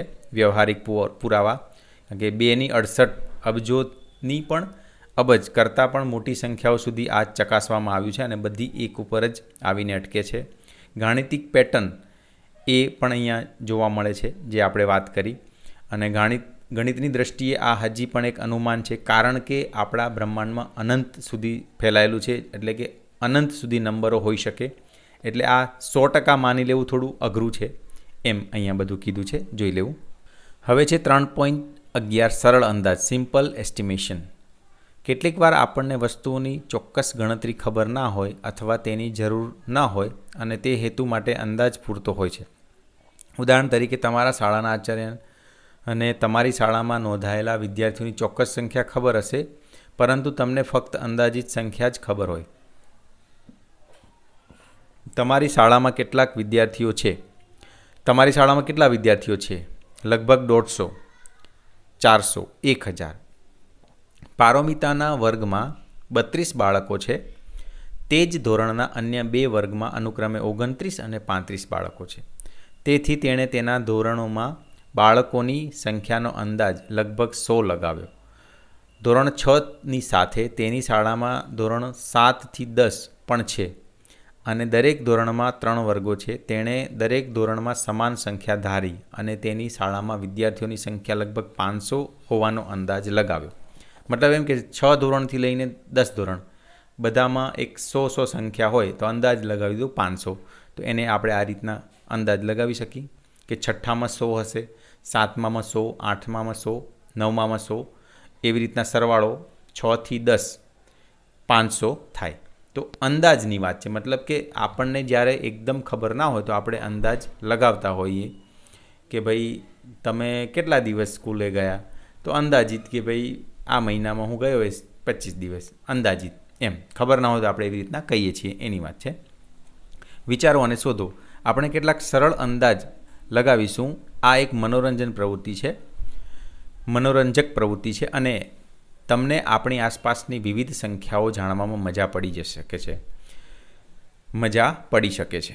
યાદ રાખો કે નીચેના પ્રશ્નો માટે આપણને ચોક્કસ સંખ્યાઓમાં રસ નથી. વર્ગમાં તમારી અંદાજ પદ્ધતિઓની આપ-લે કરો. પહેલું છે ચાલવા માટે તમે ભરેલા ડગલા. તમે જ્યાં બેઠા છો ત્યાંથી વર્ગખંડના દરવાજા સુધી કેટલા ડગલા થાય? શાળાના મેદાનમાં શરૂઆતથી અંત સુધી, તમારા વર્ગખંડના દરવાજાથી શાળાના મુખ્ય દરવાજા સુધી, તમારી શાળાથી તમારા ઘર સુધી. તો જુઓ, આપણે અંદાજિત જવાબ આપીએ. વર્ગખંડના દરવાજા સુધી, જો વર્ગખંડ 20 ફૂટ લાંબો હોય તો અંદાજે 10 થી 15 ડગલા થાય. બીજું, મેદાનની શરૂઆત અને અંત સુધી, મેદાન 150 થી 200 ફૂટ લાંબુ હોય તો અંદાજે 100 થી 120 ડગલા થાય એવું આપણે કહીએ. વર્ગથી મુખ્ય દરવાજા સુધી અંદાજે 50 થી 80 ડગલા. શાળાથી ઘર 1 કિલોમીટર દૂર હોય તો 1200 થી 1500 સ્ટેપ થાય. અંદાજે 1500-2000 ડગલાની આજુબાજુ આપણે કહી શકીએ. અંદાજ જ લગાવવાનો છે મિત્રો, અહીંયા સચોટ કંઈ તમારે જવાબ નથી આપવાનો. તમે તમારી આંખો કેટલી વાર પટપટાવો છો અથવા તમે કેટલી વખત શ્વાસ લો છો? 1 મિનિટમાં, 1 કલાકમાં, 1 દિવસમાં? તો જુઓ, 1 મિનિટમાં 15 વાર. આ એક ખાલી આપણે શું કહેવાય કે ગાણિતિક અંદાજો છે. 1 કલાકમાં તો કે 15 ને 60 વડે ગુણો એટલે 900. પછી કે 1 દિવસમાં તો જુઓ, હવે તમે સીધા આને 924 વડે ગુણી નાખો તો એ ચાલે? ના ચાલે. કેમ? આપણે 24 કલાક તો જાગવાના નથી, એટલે જાગતા 16 કલાક લીધા છે. જુઓ, તો 900 ગુણ્યા 16 એટલે 14,400 વાર આંખ પટપટાવી એમ કહેવાય. અને જે માણસ 24 કલાક જાગતો હોય તો એ 21,600 વાર શ્વાસ લેશે, તો એ પ્રમાણે કહી શકાય. બરાબર? તમારી આસપાસમાં આવેલી વસ્તુઓના ઉદાહરણ આપો જેની સંખ્યા હજારમાં હોય, જેની સંખ્યા 10,000થી વધુ હોય. તો આ રીતના જુઓ, હજારોમાં તો પુસ્તકમાં રહેલા શબ્દોની સંખ્યા, શાળામાં કુલ વિદ્યાર્થીઓની સંખ્યા, એક મોટા ઝાડ પર પાંદડાઓની સંખ્યા. 10,000થી વધુ તો મોટા ક્રિકેટ સ્ટેડિયમમાં પ્રેક્ષકોની સંખ્યા, માથા પર વાળની સંખ્યા આશરે 1 લાખ, દરિયા કિનારે રેતીના કણો. તો આ બધા જવાબ તમે આપી શકો. હવે છે અંદાજિત જવાબ. 30 સેકન્ડની અંદર અનુમાન લગાવવાનો પ્રયત્ન કરો. તમારા મિત્રો સાથે તમારું અનુમાન ચકાસો. તમારા ગણિતના પાઠ્યપુસ્તકમાં શબ્દોની સંખ્યા તો આપણે અંદાજિત કહી શકીએ 5,000 કરતાં વધારે. તો બસ દ્વારા તમારી શાળાએ આવતા વિદ્યાર્થીઓની સંખ્યા તો આપણે લખીશું 200 કરતાં ઓછી. અંદાજિત જે પણ હોય પણ 200 કરતાં ઓછી હશે. હવે ત્રીજો છે, રોશન 5 વ્યક્તિઓ માટે ફ્રૂટ સલાડ બનાવવા માટે દૂધ અને 3 પ્રકારના ફળ ખરીદવા માંગે છે. તેનો અંદાજ છે કે તેની કિંમત 100 રૂપિયા હશે. શું તમે તેની સાથે સહમત છો? શા માટે અથવા શા માટે નહીં? હવે મિત્રો, 5 વ્યક્તિઓ માટે ફ્રૂટ સલાડ બનાવવાના હોય, 3 પ્રકારના ફળ ખરીદવાના હોય તો 100 રૂપિયામાં તો ના જ આવે. હવે જોઈએ એનો જવાબ. તો વ્યવહારુ અંદાજ ફ્રૂટ સલાડનો ખર્ચ. હવે તર્ક અને ગણતરી પહેલાં તો જોઈ લઈએ કે દૂધ 1 લીટર 5 લોકો માટે 60 રૂપિયા થાય. ફળ સફરજન 1 ફળ લઈ લો તો બી 30 રૂપિયા થાય. 2 ફળ કેળા એ 20 રૂપિયા અને 3 દાડમ 40 રૂપિયા. તો અંદાજિત 150 રૂપિયા ખર્ચો તો થાય ઓછામાં ઓછો. 120થી 150 વચ્ચે ખર્ચો થાય જ.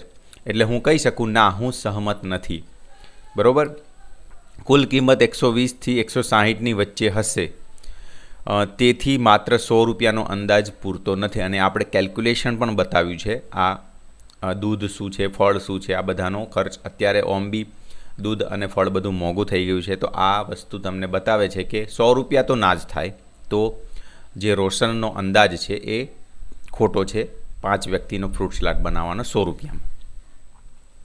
ગાંધીનગરથી કોહિમા નાગાલેન્ડ વચ્ચેનું અંતર અંદાજો સૂચન. આ શહેરો શોધવા માટે ભારતના નકશા પર નજર નાખો. તો જોઈએ આપણે અંદાજિત 2800 તો 2900 કિલોમીટર કહી શકો. જો અહીંયા આપણે ગાંધીનગર અહીંયા છે, નાગાલેન્ડ કોહિમા અહીંયા આવ્યું છે. બરાબર? તો લગભગ આપણે કહી શકીએ કે હવાઈ સીધું અંતર ગણો તો 2200થી 2500 થાય અને માર્ગ દ્વારા ગણો તો 2800 કિલોમીટરથી વધુ થાય. એટલે આપણે લખ્યું 2800થી 2900. તો આ રીતનો અંદાજ આપણે લગાવી શકીએ, કારણ કે જો ગાંધીનગર અહીંયા પશ્ચિમમાં છે અને કોહિમા નાગાલેન્ડ છેટ પૂર્વમાં છે, એટલે આટલું ડિસ્ટન્સ થાય. શીતલ 6થા ધોરણમાં છે અને કહે છે કે તેણે આજ સુધી લગભગ 13,000 કલાક શાળામાં વિતાવ્યા છે. શું તમે તેની સાથે સહમત છો? શા માટે અથવા શા માટે નહીં? તો આ રહી ગણતરી. એક દિવસ શાળાના કલાક 6 કલાક, એક વર્ષ શાળાના કાર્યકારી દિવસો આશરે 220 દિવસો મિત્રો સ્કૂલ ચાલુ રહે અને એના 6 કલાક પ્રમાણે ગણો તો 1320 કલાક વર્ષના થાય. અને 1 ધોરણથી 5 બાલ મંદિર 2 વર્ષ અને કુલ 7 વર્ષનો સમય થાય, જેને 1320 કલાક ગુણીએ તો 9240 કલાક થાય મિત્રો. બરાબર? એટલે જે આ 13,000 કલાક લખ્યા છે, 9200થી આપણે 10,000 ગણીએ ચલો ને એપ્રોક્સ. જેમ કે વાસ્તવિક સમય 9,000થી 10,000 કલાકની આસપાસ હશે. તો જે શીતલ 6થા ધોરણમાં દાવો કરે છે કે ભાઈ 13,000 કલાક, એ દાવો ખોટો છે. આપણે ના કહી શકીએ, આવું અંદાજ આપણે ના લગાવી શકીએ. પહેલાં લોકો લાંબા અંતર સુધી ચાલતા હતા કારણ કે તેમની પાસે પરિવહનનું બીજું કોઈ સાધન નહોતું. ધારો કે તમે તમારી સામાન્ય ગતિએ ચાલો છો, તમને નીચેના સ્થળોએ જવા માટે આશરે કેટલો સમય લાગશે? મિત્રો આશરે જ કીધું છે, બરાબર? એક્ઝેક્ટ પરફેક્ટ ગણતરી નથી કીધી, આશરે. તો તમારા વર્તમાન સ્થાનથી નજીકના તમારા મનપસંદ સ્થળોમાંથી એક સુધી. જો અહીંયા પહેલાં તો સમજી લો પાયાની ધારણા, માણસની ચાલવાની સરેરાશ ઝડપ 1 કલાકમાં 5થી 6 કિલોમીટર હોય મિત્રો. બરાબર? 1 કલાકમાં કોઈ બી વ્યક્તિ નોર્મલી ચાલે ને તો 5થી 6 કિલોમીટર ચાલી શકે. તો આપણે એવું માની લઈએ કે અત્યારે 5 કિલોમીટર પ્રતિ કલાક ચાલે છે. બરાબર છે? હવે નજીકનું સ્થળ બગીચો 2 કિલોમીટર છે, 1 કલાકમાં 60 મિનિટ. તો 2 કલાકમાં જુઓ એ કેટલું ચાલશે? તો આપણે 5 કિલોમીટર નથી ચાલવાનું મિત્રો, 60 મિનિટમાં 5 કિલોમીટર ચાલે એટલે એનું અડધું કરી નાખો, કારણ કે 2 કિલોમીટરની આસપાસ છે. એટલે કહી શકીએ કે 25થી 30 મિનિટ લાગે 2 કિલોમીટરથી આસપાસ કાપવા માટે. તો નજીકનું મનપસંદ સ્થળ છે બગીચો, જેનું 2 કિલોમીટર અંતર છે, અને અહીંયા આપણે કીધું કે 1 કલાકમાં 5 કિલોમીટર અંતર કાપે ને 1 કલાકમાં 60 મિનિટ હોય. હવે આપણે 5 નથી કાપવાના, ખાલી 2 કિલોમીટર કાપવાના છે, એટલે અંદાજિત કહી શકીએ કે 25થી 30 મિનિટ લાગશે. હવે બીજું છે પડોશી રાજ્યની રાજધાની, દાખલા તરીકે ગાંધીનગરથી ભોપાલ 600 કિલોમીટર છે. બરાબર? હવે 600 ભાગ્યા 5, કારણ કે 1 કલાકમાં 5 કિલોમીટર કાપે તો 120 કલાક થાય. તો રોજના 10 કલાક ચાલીએ તો આશરે 12 દિવસ થાય. હવે તમને એમ થાય કે 10 કલાક આપણે નથી લેવા, ઓછા ચાલે, તો એ પ્રમાણે કરશો તો અહીંયા દિવસો વધી જશે.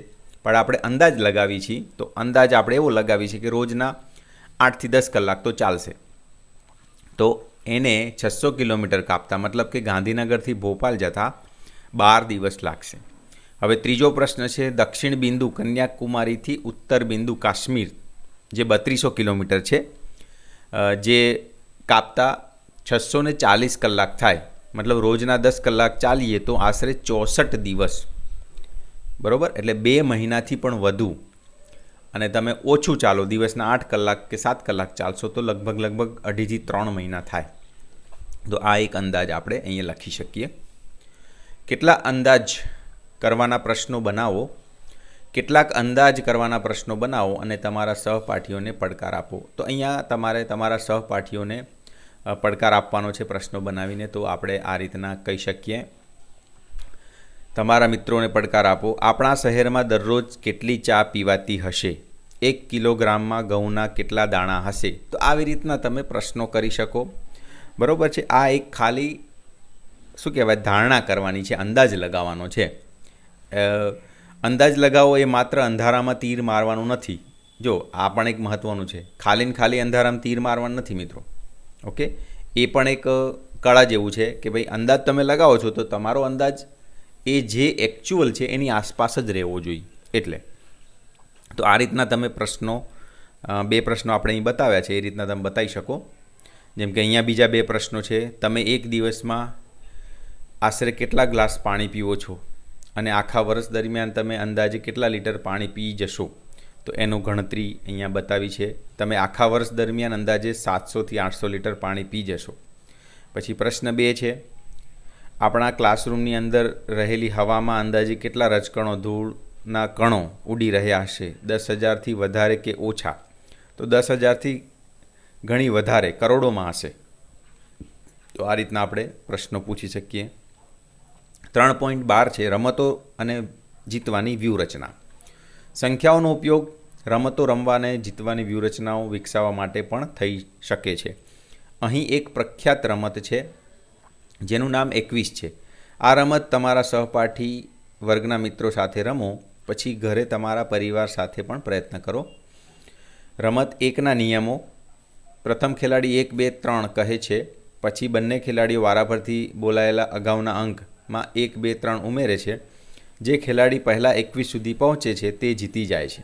તો આ જે આખી રમત છે અને નિયમો છે જે અહીંયા આપ્યા છે, આ રીતના તમારે તમારા ફ્રેન્ડ જે સહપાઠીઓ છે એના જોડે આ રમવાની છે રમત. એવી જ રીતના બીજી રમત પણ આપી છે, એ પણ તમારે જોઈ લેવી, રમવાની છે તમારે. વિચારો અને શોધો. અહીંયા જુઓ, અહીં ફક્ત એક જ વિશિષ્ટ ખાનું છે આપણને દેખાય છે, અને વિશિષ્ટ ખાનું શું છે એ તો આપણે આગળ જોયું છે કે એ સંખ્યા મોટી હોય આજુબાજુ બધા કરતાં. જુઓ, આ 62,800 છે ને, આના કરતાં ઉપર નીચે 50,000 કરતાં, અહીંયા 23,000 અને 45,000 કરતાં મોટી છે, એટલે આને વિશિષ્ટ ખાનું કહેવાય. આસપાસની સંખ્યાઓ તેના કરતાં નાની હોય છે, એ તો આપણે ખબર છે. જો તમે કોઈ એક સંખ્યાના 2 અંકોની અદલાબદલી કરશો તો ત્યાં 4 વિશિષ્ટ ખાના હશે. તમારે એ શોધવાનું છે કે કયા અંકોની અદલાબદલી કરવી જોઈએ. મતલબ એમ કહે છે કે આ 62,871 છે ને, બરાબર, એમાં ગમે તે 2 આંકડા, જેમ કે આ બગડો કે એકડો બદલો, કે છગડો કે 1 બદલો, કે ગમે તે બદલો, પણ એક અંકની હેરફેર કરવાની છે, આગળ પાછળ કરવાની. કોઈ પણ 2 અંક છે ને એને આગળ પાછળ કરવાના છે, અદલાબદલી કરવાની છે. તો એવું કહે છે કે જો એવું કરો અને આ બાજુના 4 ખાના એ વિશિષ્ટ સંખ્યા બની જાય, એવું કરો. તો આપણે અહીંયા બતાવ્યું છે. જુઓ, આપણી ઓરિજિનલ સંખ્યા હતી 62,871. એમાં આપણે 6 અને 1ને બદલી દીધા. મતલબ કે આજે પાછળ 1 હતો અને અહીંયા 6 હતા, એને અદલાબદલી કરતાં 1 આગળ આવી ગયો. મતલબ 6ની જગ્યાએ 12,876 થઈ ગયા. 62,871 હતા ને, એકડો આગળ આવી ગયો અને છગડો છેટ પાછળ, એટલે 12,876. હવે તમે જુઓ, આજુબાજુ જે 4 ખાના હતા ને, 39,344, 23,609, 45,306 અને 50,319, આ 4 ખાના કેવા બની ચૂક્યા છે? વિશિષ્ટ ખાના બની ચૂક્યા છે, આપણને દેખાય જ છે. જુઓ, 39,344 આ સંખ્યા 12,876, 16,200, 29,765 એ બધા કરતાં મોટી છે. એવું ને એવું 45,306માં જુઓ, 12, 29 અને 38 એના કરતાં મોટી. 50,000 તો એ 19,000, 38,000, 12,000 કરતાં મોટી છે, અને 23,000 12, 19, 16 કરતાં મોટી છે. તો આ વિશિષ્ટ 4 ખાના બને છે. તો અહીંયા બધું જ આપણને ગણતરીમાં આપ્યું છે, જે આપણે અહીંયા વાત કરી છે. વર્તમાન સ્થિતિ 62,871 એ વિશિષ્ટ ખાનું છે. વ્યૂહરચના 4 વિશિષ્ટ ખાના બનાવવાના છે. આપણે શું કર્યું? અંકોની અદલાબદલી. મધ્યની સંખ્યા 62,871માં 6 અને 1ની અદલાબદલી કરતાં નવી સંખ્યા 12,876 મળી, જે અહીંયા બતાવી છે. તો પરિણામ એ મળ્યું કે 45,306, 39,344, 23,609 અને 50,319 એ આસપાસના 4 વિશિષ્ટ ખાના બની ગયા. તો આ પણ એક ઇન્ટરેસ્ટિંગ કોયડો છે, પઝલ છે, કે ખાલી એક સંખ્યામાં આપણે 2 આંકડા અદલાબદલી કર્યા તો 4 વિશિષ્ટ ખાના બની ગયા. બીજું, તમારા જન્મ વર્ષને કાપરેકર અચળાંક સુધી પહોંચવામાં કેટલા વખત સંખ્યાઓની પ્રક્રિયા કરવી પડે? હવે જન્મ વર્ષની વાત કરી છે તો આપણે 2 ઉદાહરણ લઈશું અલગ અલગ. એક સમજો કે તમારા જન્મ વર્ષમાં 2011 આવે છે, મતલબ કે તમારો જન્મ થયો છે 2011માં, એવું માની લો.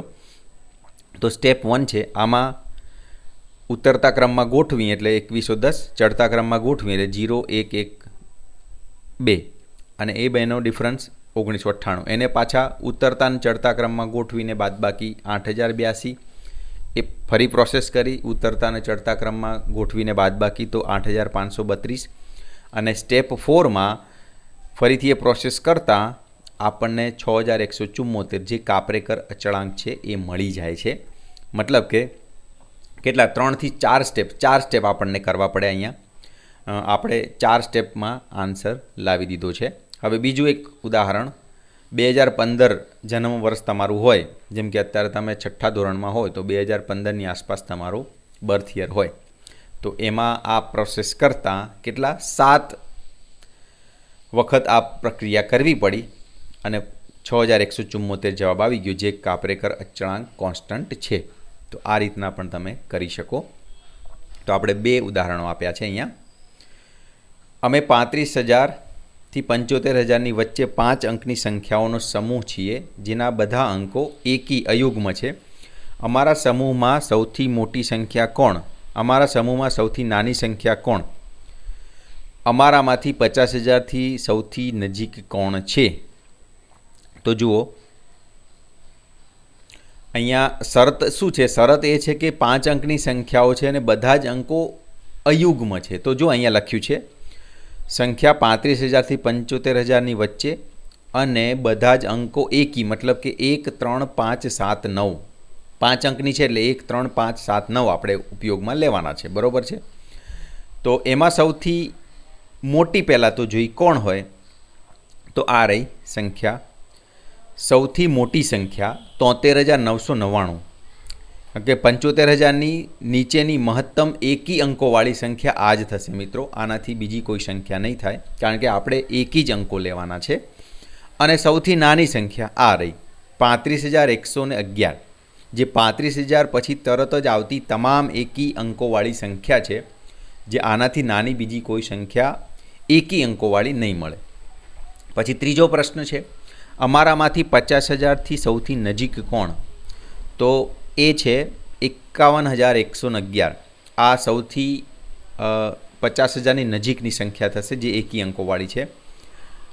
19,000 અહીં નોંધ પણ છે.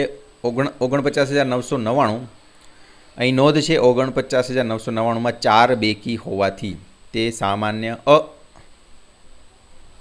અહીં નોંધ છે. 49,999માં 4 બેકી સંખ્યાઓ છે. અહીં નોંધ લખ્યું છે કે 49,999 જે છે એમાં 4 તો બેકી છે, એટલે એ ના ચાલે.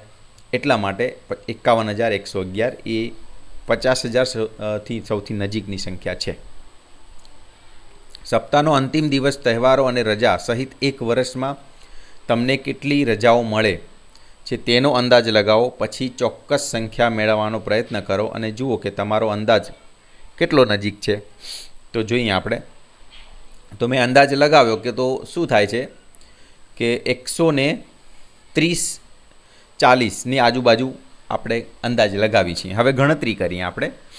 તો જુઓ, સપ્તાહ એટલે કે વીકેન્ડ્સ કહેવાય ને, શનિવાર રવિવાર 52 અઠવાડિયા હોય, એટલે 52 વખત શનિવાર અને રવિવાર આવે, એટલે 52 ગુણ્યા 2 કર્યા એટલે 104. અને જાહેર રજાઓ માની લો કે 15થી 20 જાહેર રજાઓ આવે છે, અને શાળા કોલેજ વેકેશન ઉનાળુ એ 30થી 40 દિવસ આપણે બધું થઈને અંદાજિત ગણીએ છીએ. કારણ કે રવિવાર પણ એના અંદર આવી જાય ને, એટલે બહુ બધું ના ગણાય આપણાથી, તો આપણે 30થી 40 ગણીએ છીએ. હવે આ બધાનો તમે સરવાળો કરશો તો અંદાજિત 140ની આસપાસ, એટલે 140થી 160 રજાઓ મળે. આશરે વર્ષના 40% સમય કહેવાય. ચોક્કસ આંકડો તમારી સંસ્થાના કેલેન્ડર પર આધારિત છે, એટલે ચોક્કસ તમારે જોવું હોય તો તમારા સંસ્થા સ્કૂલમાં એ આખું કેલેન્ડર હોય, એમાં તમારે જોઈ લેવાનું. પણ રફલી આપણે કહી શકીએ 130-40ની આજુબાજુ રજાઓ મળે. તો આ પ્રશ્નનો જવાબ પણ આપણે જોયો. એક મગ, એક ડોલ અને એક ટાંકીની કેટલા લીટર સુધીની ક્ષમતા છે તેનો અંદાજ લગાવો. હવે આ પણ અંદાજ લગાવવાનો છે. એક કપ, મગ એટલે મોટો કપ આવે છે ને, એક ડોલ, એક ટાંકી. તો જુઓ, આપણે એક મગ જે છે ને આશરે 0.2થી 0.5 લીટર, 250 mlથી 500 ml ચા કે કોફી પીવા માટે હોય. હવે ઘણા કે સાહેબ 1 લીટર તો ઘણું થાય. હા, કોઈના ઘરે 1 લીટર હોઈ શકે, પણ નોર્મલી અંદાજ આપણે આટલો લગાવી શકીએ કે 0.2 થી 0.5 લીટર, 250 ml થી 500 ml, બરાબર. હવે ડોલ બકેટ આશરે 15 થી 20 લીટર સામાન્ય સ્નાન અથવા સફાઈ માટે પૂરતું પાણી જે ડોલમાં સમાય ને એ 15 થી 20 લીટર. હવે અમુક લોકો એ પણ કહેશે કે અમારા ઘરે ડોલ નાની છે તો એમાં 10 લીટર. અરે ભાઈ, આ એક સરેરાશ જે એવરેજ જે ડોલ હોય છે ને મોટી, એ 15 થી 20 લીટરની હોય મિત્રો, આ સમજી લો. અને આપણે તો અંદાજ લગાવવાનો છે ને. હવે આ છે ટાંકી, વોટર ટેન્ક, આશરે 500 થી 1000 લીટર, આશરે 500 થી 1000 લીટર ઘરની છત પર મૂકવામાં આવતી સામાન્ય ટાંકી. હવે એની અંદર 2000 લીટરની પણ આવે છે મિત્રો, પણ નોર્મલી જે બધાના ઘરે ટાંકી હોય ને એ 500 થી 1000 લીટરની હોય, બરાબર છે. તો આ સમજી લો. હવે એક 5 અંકની સંખ્યા અને 2 અંકની સંખ્યાઓ એવી રીતે લખો કે તેમનો સરવાળો 18670 થાય. તો આ લખી દીધી લ્યો. એક 18000, પછી 335, 335 તો થઈ ગયા 18670. કારણ કે જુઓ 335 અને 335 670 અને 18000 એટલે 18670 થઈ ગયા. તો આ પણ આપણે જવાબ જોઈ લીધો. નીચે ઉકેલ પણ આપ્યો છે 18000 વત્તા 335, 335 18670. આવા અન્ય ઘણા જવાબો બની શકે, બરાબર. આ એક એક્ઝામ્પલ અહીં આપ્યું છે. 7 210 390 વચ્ચેની એક સંખ્યા પસંદ કરો. વિભાગ 3.9માં બનાવેલ પેટર્ન જેવી જ એક સંખ્યા પેટર્ન બનાવો કે જેમનો સરવાળો પસંદ કરેલ સંખ્યા હોય. મતલબ કે આ રીતની પેટર્ન આપણે જોઈએ ને 3.9માં, એમાં 210 થી 390 વચ્ચે આંકડો બને એવી એક પેટર્ન આપણે લખવાની છે. તો જોઈએ, આ લખી છે જુઓ. 32 1 2 3 4 5 6 વખત આવે છે અને 64 2 વખત. તો 32 6 વખત એટલે 192 અને 64 તમે જોઈ શકો છો 2 વખત છે એટલે 64 ગુણ્યા 2 128 અને બંનેનો સરવાળો કરતાં 320 મળે છે. તો આનો જવાબ મળી ગયો ને. આપણને શું કીધું હતું? 210 થી 390 વચ્ચે ની સંખ્યા મળવી જોઈએ, તો અહીંયા 320 મળી ગઈ આપણને. તો પ્રકરણ 1 કોષ્ટક 1માંના 2ની ઘાતની શ્રેણી યાદ કરો. આ શ્રેણીની શરૂઆતની બધી સંખ્યાઓ માટે કોલાજનું અનુમાન કેમ સાચું છે? તો જુઓ, આ 2ની શ્રેણી આપણને યાદ છે ને, 2ની ઘાત, 2ની 0 ઘાત 1, 2ની 1 ઘાત 2, 2ની 2 ઘાત 4. તો આ જુઓ ક્યાં સુધી જાય છે? 512. હવે તમે એક પેટર્ન આમાં જુઓ કે કોલાજમાં શું જોઈએ છે કે બેકી હોય તો 2 વડે ભાગવાના, એકી હોય તો 3 વડે ગુણીને 1 ઉમેરવાનું. તો અહીંયા તમે જુઓ છો આ 2ની ઘાતમાં બધા જ જે આંકડા દેખાય છે, બધી જ સંખ્યાઓ દેખાય છે, એ કેવી છે? બેકી છે. કોઈ બી એકી સંખ્યા નથી દેખાતી. એટલે કોલાજનું અનુમાન ઇઝીલી આમાં થઈ જશે, કોઈ પણ પ્રોબ્લેમ વગર. ખાલી 2થી ભાગ્યા કરશો તો થઈ જશે. જુઓ, 512 ને 2 વડે ભાગો 256, એને 2 વડે ભાગો 128, 2 વડે ભાગો 64, અહીંયા બતાવ્યું જ છે. 64 ને 2 વડે ભાગો 32, ને 2 વડે ભાગો 16, 16 ને 2 વડે ભાગો 8, 8 ને 2 વડે ભાગો 4, 4 ને 2 વડે ભાગો 2 અને 2 અને 2 વડે ભાગો 1. એટલે કોલાજના અનુમાનમાં એકદમ ઇઝીલી થઈ જશે, કારણ કે આની અંદર કોઈ બી જે કહેવાય ને એકી સંખ્યા આવતી જ નથી. બધામાં 2 વડે ભાગતા રહેશો તો બેકી સંખ્યા જ રહેશે. એટલે આ ઇઝીલી થઈ જાય છે. કારણ એનું એ છે ને, કારણ કે આ તો 2ની ઘાત છે ને મિત્રો. તો 2ની ઘાત છે તો 2 વડે તો ભગાશે જ, એમાં કોઈ જ પ્રોબ્લેમ નહીં આવે. એટલા માટે આ ઇઝીલી સાચું થઈ જાય છે કોઈ પણ પ્રોબ્લેમ વગર. 9 છે, તપાસો કે કોલાજનું અનુમાન શરૂઆતની સંખ્યા 100 માટે યોગ્ય છે કે નહીં. તો જુઓ, 100 આપણે લઈએ, અહીંયા ઉકેલનું પરિણામ આપણે લખ્યું જ છે. હા, અનુમાન 100 માટે યોગ્ય છે. 25 પગલાંની લાંબી સફર અને 88 જેવી ઊંચી સપાટીને સ્પર્શ્યા પછી તે અંતે 1 પર આવીને અટકે છે. જુઓ, આખી ગણતરી આપી છે. 100 બેકી છે, ભાગ્યા 2 50, 50 ભાગ્યા 2 25, 25 એકી છે એટલે 3 વડે ગુણી અને 1 ઉમેરો એટલે 76, વળી 2 વડે ભાગો 38, 2 વડે ભાગો 19, 19 3 વડે ગુણીને 1 ઉમેરો એટલે 58, 2 વડે ભાગો 29 ને 3 વડે ગુણીને 1 ઉમેરો 88, પાછા 2 વડે ભાગો 44, 2 વડે ભાગો 22 અને એને 2 વડે ભાગો 11, 11 તરી 33 અને 1 ઉમેરો એટલે 34, 34 ને 2 વડે ભાગો એટલે 17, 17 તરી 51 ને 1 52, 52 ને 2 વડે 26 અને 26 ને 2 વડે ભાગો 13, 13 ને 3 વડે ગુણીને 1 ઉમેરો 40, 40 2 વડે ભાગો 20, 20 ને 2 વડે ભાગો 10, 10 ને 2 વડે ભાગો 5, 5 ને 3 વડે ગુણીને 1 ઉમેરો એટલે 16, 16 પછી તો આવી જ ગયું, 2 વડે ભાગો 8, 8 2 વડે ભાગો 4, 4 ને 2 વડે ભાગો એટલે 2, 2 ને 2 વડે ભાગો એટલે 1. તો આખો આ માર્ગ પૂરો કરીને અંતે 1 સુધી પહોંચી જાય છે, એટલે કોલાજનું અનુમાન 100 માટે આ સાચું બને છે. 2 ખેલાડીઓ 0થી શરૂ કરીને વારાફરતી 1થી 3 સુધીની સંખ્યાઓ ઉમેરે છે. પ્રથમ 22 પર પહોંચનાર વ્યક્તિ જીતે છે. તમે જીતવાની વ્યૂહરચના શું છે? તો જોઈએ સોલ્યુશન. તો અહીંયા જે પહેલો 22 ઉપર પહોંચે તે જીતે છે. તો જીતવાની વ્યૂહરચના 22 મેળવવા માટે પહેલાં આ સંખ્યાઓ પર પહોંચવું જોઈએ. કઈ સંખ્યા? તો 2, 6, 10, 14, 18, 22. જે પહેલાં આના ઉપર પહોંચી જશે એ જીતી જશે, કારણ કે આપણે શરૂઆતમાં જો 2 ઉમેરીએ તો પછી સામેનો ખેલાડી જે ઉમેરે આપણે એટલું ઉમેરવું કે જેનો કુલ ઉમેરો 4 થાય. તો એ પ્રમાણે જઈશું ને. તો અહીંયા જુઓ 2 અને 4, કારણ કે જુઓ વારાફરતી 1થી 3 ઉમેરવાના છે અને બંનેનો સરવાળો 4 થાય, એટલે 4 ઉમેરવામાં મજા છે, એમાં જલ્દી પહોંચી જવાશે એમ કહે છે. ઉદાહરણ તરીકે જુઓ 2થી ચાલુ કરીએ તો 1 ઉમેરે પહેલો ખેલાડી એટલે 3 થાય, પછી બીજો ખેલાડી એમાં સામે ખેલાડી 2 ઉમેરે એટલે આપણે 2 ઉમેરવું, સામેનો ખેલાડી 3 ઉમેરે તો આપણે 1 ઉમેરવું, એટલે કે બંનેનો સરવાળો 4 રહેવો જોઈએ. જો એવું કરશો તો આ રીતે પ્રથમ ખેલાડી ચોક્કસ 22 પર પહોંચીને જીતશે. તો આ રીતની વ્યૂહરચના આપણે કરી શકીએ. તો મિત્રો આ રીતના આપણે સંપૂર્ણ જે આ ચેપ્ટર 3 છે એ આપણે કમ્પ્લીટ કર્યું. આ વિડીયો તમને કેવો લાગ્યો એ કોમેન્ટ કરીને કહેજો, અને ચેનલને સબસ્ક્રાઈબ ના કરી હોય તો કરી દેજો, અને આપણી ટેલિગ્રામ જે ચેનલ છે એને પણ સબસ્ક્રાઈબ કરી દેજો. ત્યાં બધી જ અપડેટ તમને મળતી રહેશે. ધન્યવાદ.